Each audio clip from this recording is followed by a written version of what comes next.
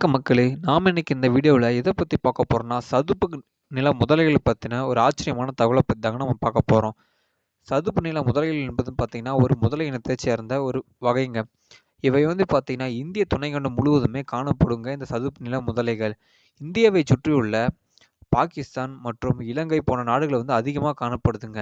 இது பாகிஸ்தானினோட தேசிய ஊர்வனம்னு சொல்லப்படுதுங்க. இது இந்தியாவில காணக்கூடிய 3 முதலைகள்ல ஒன்றாகுங்க.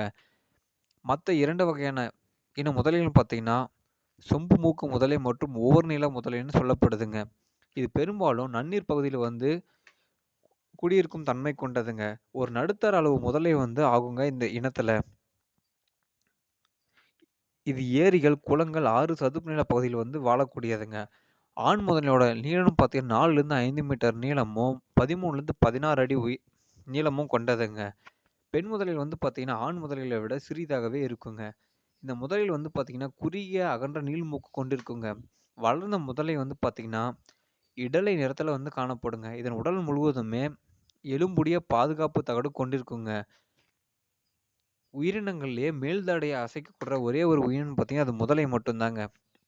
இது மீன், தவளை, பறவை, சிறிய பாலூட்டிகள வந்து சாப்பிடும் திறன் கொண்டதுங்க. முட்டைகள வந்து உட்கொள்ளும் போன்றவற்றால் வந்து இவற்றிற்கு அச்சுறுத்தல் ஏற்பட உள்ளதுங்க.